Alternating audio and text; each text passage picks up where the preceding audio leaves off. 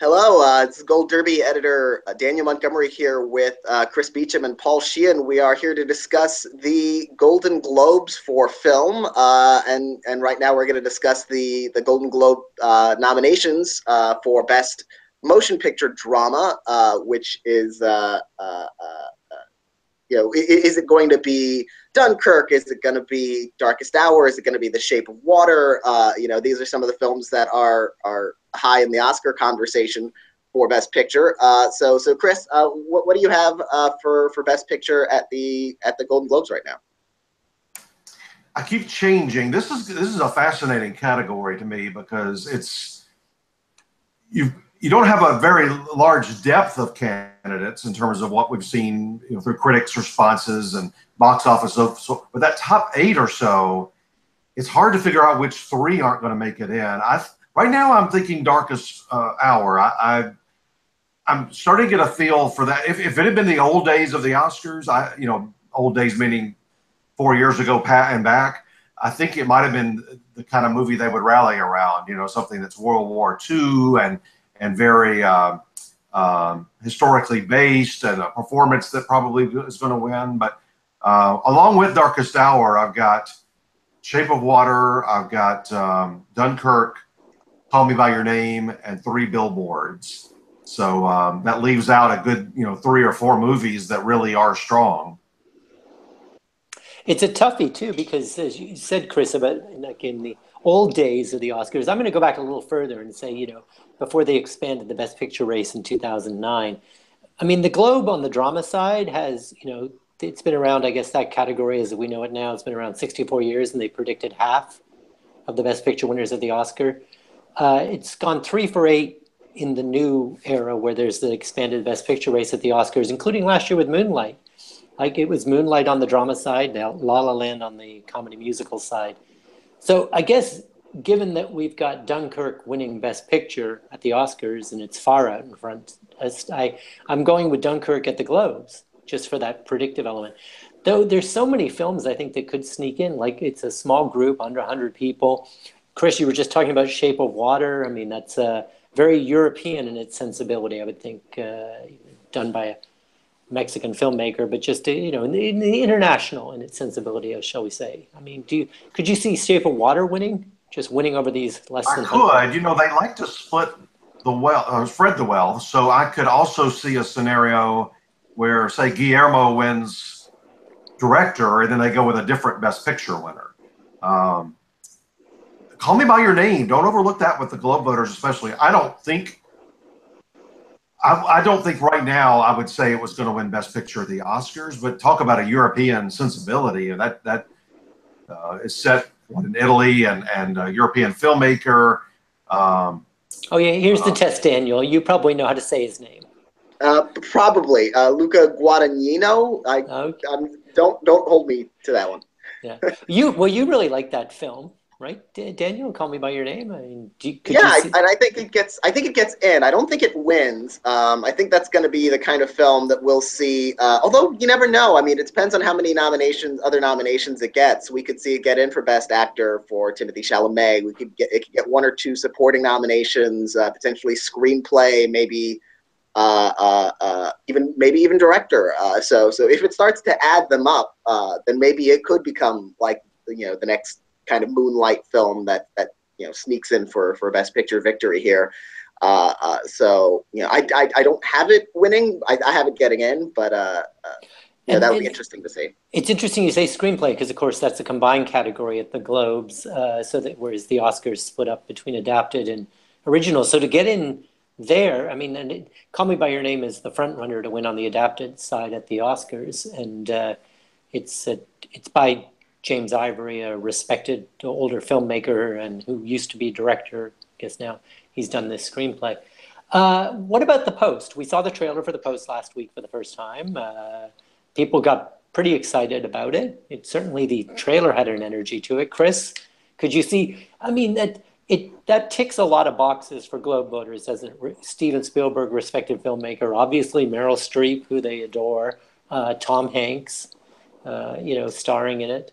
Very absolutely. timely. I think I think we've all been such on edge for this movie for so long. I had it winning lots of these awards, Globes and Oscars for a long time, but the longer they dragged out releasing that trailer last week, the more I started dropping it down in some of my predictions. I've still got it nominated in a lot of places. I think the post could. It's all going to depend on its screenings. If they can get those, last year's Silence, I think, might have taken off with, especially like a Globe voter group or a Critics' Choice group, and maybe gotten some traction for the Oscars, but they just wouldn't screen it in time. So will the post screen, say, in the Thanksgiving time frame? That's roughly, if they have it screened for Globe voters and other big groups by at least 2 or 3 days after Thanksgiving, I don't know if it's going to make it in time. Yeah, the SAG non-com deadline is coming up. To be fair to Steven Spielberg, I mean, he was shooting this film this summer, so it's not like he wasn't dragging anything out. Three Billboards, I know that's now over on the drama side. We thought way back when, I think, that it might have contended as a comedy. But I think that's one that we could be underestimating. I mean, certainly, it won the Audience Award in Toronto. It's gotten people really adore it. The ones that love it really love it. Do you think, Daniel, that it could be too divisive though to win over every one of the Globes? I'm not sure if it'll be. It could be. I have that in my fifth position right now. I don't have the post in there because I'm kind of like Chris. I'm a little wait and see on the post. I feel like the Three Billboards could be divisive. I feel like it could also potentially be this year's Manchester by the Sea in terms of a smaller character screenplay driven drama that really starts to get traction and take off and become maybe even one of the top players for Best Picture. Especially after the after the Toronto Film Festival, it was the audience winner there, which seems like if it was going to be a really divisive movie, it wouldn't win something like that. And then that sometimes has a good track record for predicting Oscar nominees, if not winners. I think Three Billboards is in at the moment in my top five. But yeah, that depends on how the post happens. And what about Mudbound? I mean, that's a Netflix movie. What you would think that if we've talked, I know about Screen Actors Guild embracing Netflix on the film side. The Globes, Chris? I mean, you really track these Globe voters. I mean, you were the one that sets up the prediction center. You really get a sense of what they're doing. What do you think they'll make of a Netflix movie? They'll be far more likely to embrace it than the Oscar voters. I mean, both groups could. We've seen SAG already. SAG Awards voters embrace Netflix across television and movies. I think Mudbound could get in here. I think Mary J. Blige, especially on supporting actress, Dee Reese. These folks, everybody involved in the movie, really started their campaign last week. And the movie premieres on Netflix this coming Friday, I believe, the 17th. So it's it's already getting this hard pressure push from Netflix. And the one single group that might embrace a push like that the most is the Globes, not because of any other reason than they're the smallest group to reach. It's under 100 people, so you don't have to reach that many people and touch them with a movie in terms of getting a nomination at least. And to that same end, I think that couldn't A24 do that with the Florida Project? It's the same. What do you think, Daniel? Yeah, I think the Florida Project, it's been moving up in our Best Picture odds for the Oscars. I don't think it's quite moved up so far at the Globes in our odds. I think mostly because there aren't as many slots for dramas. Right. But that's another case similar to Three Billboards where I feel like it could kind of start off as this kind of acting and maybe writing vehicle that the more people see it and the more people really admire it and the critics love it. It has a lot of admiration. It could appeal in a Best Picture race. Actually, this also kind of reminds me of Whiplash, where I feel like everyone at the start of it was seeing it for J.K. Simmons' performance, and then as they admired the movie as a whole, they started nominating it. It started getting traction in other categories, and in this case, that's kind of true with Willem Dafoe. And as people see the movie, and it's not just his performance, they admire the whole film. It could build and build.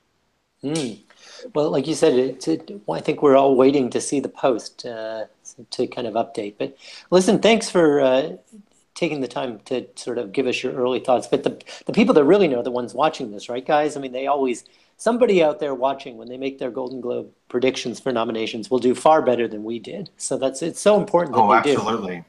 And that'll be a couple thousand people probably or more voting or giving their nominations on the Globes. One thing to remember, too, we mentioned Moonlight.